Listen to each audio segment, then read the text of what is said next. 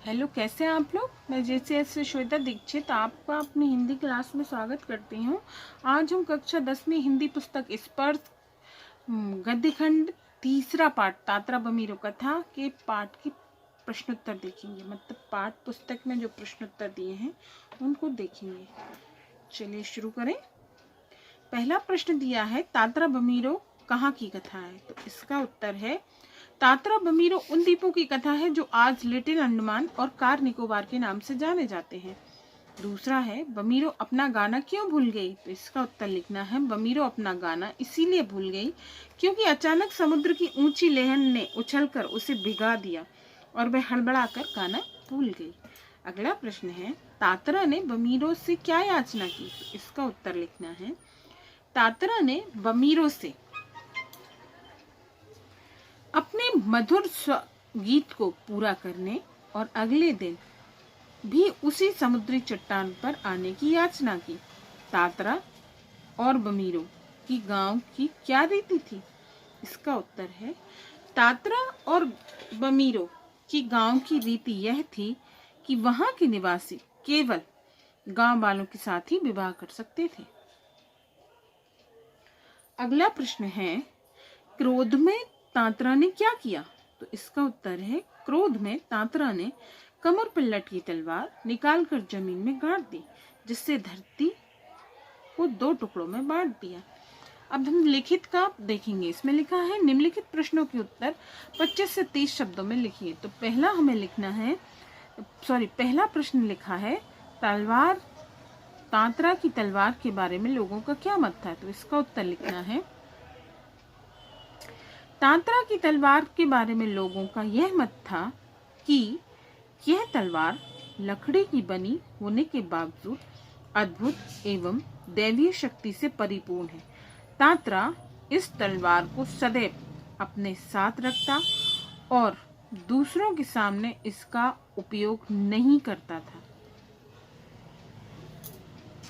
अगला लिखना है, बमीरो ने तात्रा को बेरुखी से क्या जवाब दिया। इसका उत्तर लिखना है, बमीरो ने तात्रा को बेरुखी से यह जवाब दिया कि पहले बताओ तुम कौन हो।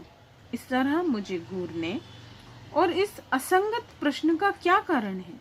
अपने गांव के अलावा किसी और गांव के युवक के प्रश्नों का उत्तर देने को मैं बाध्य नहीं। अगला प्रश्न है, प्रश्न क्रमांक 3, तात्रा बमीरो की त्यागमयी मृत्यु से निकोबार में क्या परिवर्तन आया। इसका उत्तर है, जब तात्रा बहता हुआ बहुत दूर पहुंच गया और सबने मान लिया कि उसकी मृत्यु हो गई है, बमीरो ने भी तात्रा के वियोग में अपना परिवार छोड़ दिया। बाद में उसकी भी मृत्यु हो गई। दोनों की मृत्यु से निकोबार में यह सुखद परिवर्तन आया कि दूसरे गांव में भी आपसी वैवाहिक संबंध होने लगे। अगला प्रश्न है, निकोबार के लोग तात्रा को क्यों पसंद करते थे। इसका उत्तर लिखना है, निकोबार के लोग तात्रा को इसीलिए पसंद करते थे क्योंकि वह सुंदर, शक्तिशाली, नेक, साहसी और परोपकारी था। वह सदैव दूसरों की सहायता के लिए तत्पर रहता था। वह अपने गांव वालों को नहीं अपितु समूचे द्वीपवासियों की सेवा करना अपना परम कर्तव्य समझता था। अगला लिखना है खंड खा, जिसमें लिखा है, निम्नलिखित प्रश्नों के उत्तर 50 से 60 शब्दों में लिखिए। तो इसका पहला प्रश्न है, निकोबार द्वीप समूह के विभक्त होने के बारे में निकोबारियों का क्या विश्वास है। तो इसका उत्तर लिखना है, निकोबार द्वीप समूह के विभक्त होने के बारे में निकोबारियों का यह विश्वास है कि बहुत समय पहले लिटिल अंडमान और कार निकोबार द्वीप समूह आपस में मिले हुए थे। उस समय निकोबार द्वीप में यह परंपरा विद्यमान थी कि एक गांव का युवक दूसरे गांव की युवती से विवाह नहीं कर सकता। तात्रा नामक एक युवक को दूसरे गांव की युवती बमीरो से प्रेम हो गया, तो गांव वालों ने इसका विरोध किया और तात्रा का अपमान किया। उससे क्रोधित होकर तात्रा ने अपनी तलवार धरती में गाड़ दी और उसे खींचते खींचते वह दूर चला गया। इससे धरती 2 इससे धरती के 2 भाग कर दिए। यह निकोबार, एक निकोबार, दूसरा अंडमान। अगला प्रश्न है प्रश्न क्रमांक 2, खंड खा। तात्रा खूब परिश्रम करने के बाद कहाँ गया? वहां के प्राकृतिक सौंदर्य का वर्णन अपने शब्दों में कीजिए। इसका उत्तर लिखना है, दिन भर खूब परिश्रम करने के बाद तात्रा समुद्र के किनारे टहलने निकल पड़ा। उस समय सूर्यास्त होने वाला था। समुद्र में ठंडी हवाएं चल रही थी। समुद्री बालू भी ठंडी हो चुकी थी। पक्षियों की चहचहाट धीरे धीरे कम हो रही थी। सूर्य की अंतिम रंग बिरंगी किरणें समुद्र के जल में पड़ती हुई बहुत सुंदर लग रही थी। इस प्रकार समुद्र के आसपास का वातावरण शांत और रंगीन हो गया। तात्रा इस प्राकृतिक सौंदर्य में पूरी तरह डूब गया। खंड खा का प्रश्न क्रमांक 3 है, बमीरों से मिलने के बाद तात्रा के जीवन में क्या परिवर्तन आया? तो इसका उत्तर लिखना है, बमीरों से मिलने के बाद तात्रा के जीवन में यह परिवर्तन आया कि उसके शांत जीवन में बेचैनी भर गई। उस पर बमीरों से मिलने की धुन सवार हो गई। बमीरों के बिना एक एक पल उसे बहुत भारी लगने लगा। वह शाम होने से पहले ही लापती गांव की समुद्री चट्टान पर जाकर बैठ जाता था, ताकि यदि बमीरों उससे मिलने आए तो वह उसे दूर से ही दिखाई दे। अब वह कुछ भी नहीं बोलता था और केवल बमीरों की प्रतीक्षा करता था।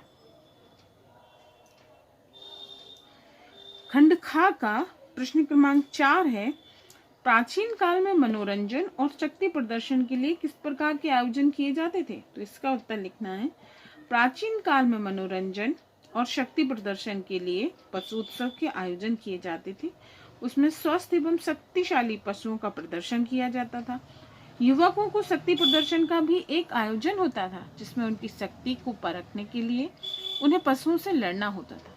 साल भर में होने वाले ऐसे आयोजनों में सभी गांवों के लोग एकत्रित हुआ करते थे, जिसमें नृत्य और भोजन आदि का भी प्रबंध किया जाता था। खंड खा का 5वां प्रश्न है, रूढ़ियां जब बंधन बनकर बोझ बनने लगे तब उनका टूट जाना ही अच्छा, क्यों? स्पष्ट कीजिए। इसका लिखना है, रूढ़ियां जब बंधन बन बोझ बनने लगी तब उनका टूट जाना ही अच्छा है, क्योंकि रूढ़ी का अर्थ है बांधना। इससे लोगों का हित कम और अहित अधिक होता है। रूढ़ियों के कारण लोगों के संपूर्ण विकास, आनंद और इच्छाओं की पूर्ति होने में बाधा उत्पन्न होती है। ऐसी परंपराएं या रूढ़ी जिससे लोगों के विकास के स्थान पर उसकी उन्नति में बाधा उत्पन्न हो, उसका टूट जाना ही अच्छा, क्योंकि कोई भी रूढ़ी या परंपरा मानव के विकास और उसकी उन्नति के लिए बननी चाहिए, ना कि उसके कष्ट देने के लिए। अब खंड ग में दिया है, निम्नलिखित के आशय स्पष्ट कीजिए। इसमें पहला आशय लिखा है, जब कोई राह न सूझी तो क्रोध का शमन करने के लिए उसने शक्ति भर उसे धरती में घोंप दिया और ताकत से उसे खींचने लगा। तात्रा बमीरों को पता लग गया कि उनका विवाह नहीं हो सकता। एक बार पशु उत्सव के समय बमीरों की मां ने तात्रा का अपमान किया तो क्रोध में भरकर उसने अपनी तलवार निकाल ली। विचार करने लगा कि जब उसे यह समझ नहीं आया कि वह अपना क्रोध कैसे शांत करे, तब उसने अपनी पूरी ताकत लगाकर तलवार को धरती में गाड़ दिया और उसे अपनी ओर खींचने लगा। इस कारण धरती 2 हिस्सों में बट गई। अगला है, बस आस की एक किरण थी जो समुद्र की देह पर डूबती किरणों की तरह कभी भी डूब सकती थी। इसको लिखना है, जब तात्रा ने बमीरों को पहले दिन समुद्र के किनारे देखा तो वह उस पर मुग्ध हो गया। उसने बमीरों को अगले दिन भी आने की याचना की। बहुत मुश्किल से उसने वह रात और अगला दिन काटा और शाम होते ही समुद्र के किनारे चला गया। बस मन में बमीरों के आने की आशा थी, जो एक सूर्य की डूबती किरणों की तरह कभी भी डूब सकती थी। ये हमारे प्रश्नों के उत्तर हो गए। अब अपना भाषा अध्ययन रह गया है, तो भाषा अध्ययन हम नेक्स्ट वीडियो में देखेंगे। Okay, bye, take care.